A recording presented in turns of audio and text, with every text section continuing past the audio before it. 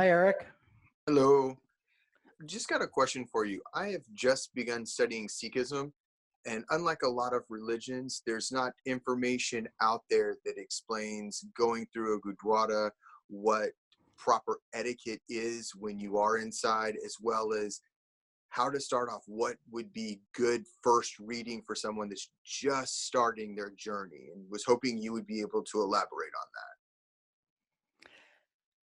Well, thanks, Eric. Where are you calling us from? I'm actually right now in Florida as well, visiting my mother, Oh, but I live in Lilburn, Georgia, just outside of Atlanta. wow. Okay. I'm just recalling your location and having been there. We do our winter solstice gathering down in Florida, and I drive through Georgia to get there every year. So I'm just envisioning your locale. Exactly. Appreciate it. You know, as you begin this exploration, you have to find people who are like-minded. As far as Gurdwara protocol goes, we can easily email you a sheet that's basic Gurdwara protocol, but it's pretty simple, which is enter with an attitude of reverence, make sure your head is covered. You leave your shoes outside, wash your hands and feet, come in, and whether you go walk up to the Guru and bow there, or whether you simply sit in a reverential is up to you. But, you know, as long as you sit respectfully and have your head covered, the experience of Gurdwara is really in the sound. It's in the music. And if you've been to Gurdwara, I'm sure you've experienced that. As Oh, yeah. far as reading goes, go ahead. I traveled to India, and that's really where I fell in love with the religion. But going up to and bowing your head, those things, what do you say, or what should you feel when you walk around the Gurudwara? What do when you touch? Those are the bigger questions that I have. But Eric, you have touched upon the heart of what it means to be a Sikh. You said, what should you feel? And the answer is that if you're attracted to this way of life at all, that means that you have a relationship within you, in your soul, with the Shabad Guru.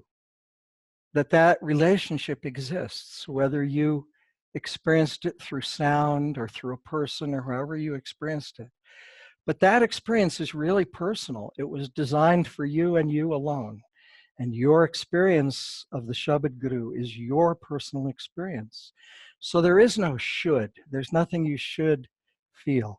You should open yourself, just open yourself and allow whatever you're feeling to be there. If you feel a little awkward or you don't know what to do when you're at a Gurdwara, do what I do. Just walk down to the kitchen and put on an apron because it's really fun to cook or do dishes or work, in the Langar kitchen. So, and you'll get to know people and you'll be with people, and that's kind of a cozy way to do it.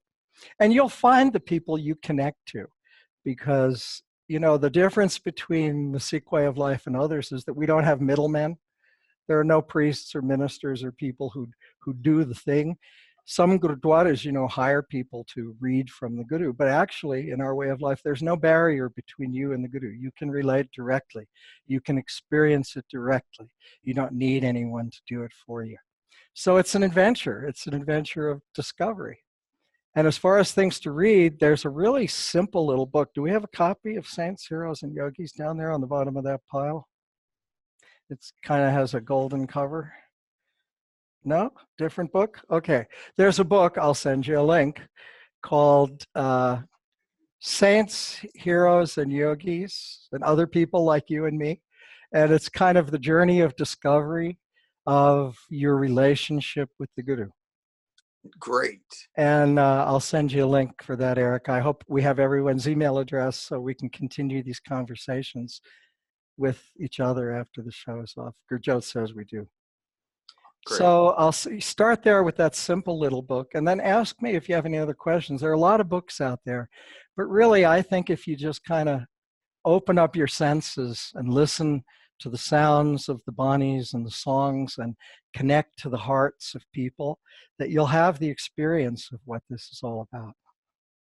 I appreciate it. It's something that's been, I've been milling through for a while, but there's not, so many Christian churches you go into, there's very strict doctrine that you follow. And when you go in, into a Gurdwara, it's so much freer, it's so much lighter, and I feel connected there. I just want to make sure that outside of the very basics, I was understanding what I should be doing in a proper Gurdwara. Well, thank you for that. That was just a very respectful question. You know how churches have a main entrance and a nave and a transept and an altar, but Gurudwaras have many entrances. And the point is that you can enter from any direction, from any point, from any state of consciousness, from anywhere in your life, a king or a beggar, a believer or a non-believer, anything, doesn't matter. All are welcome. That's the whole point of the Gurudwara. So I think you got and understood the central message, which is everyone's welcome, and you'll find your place in a spontaneous and natural way. Perfect. Thank you so much for your time. I really appreciate it. You're welcome, Eric. I really enjoyed talking to you. Sanam.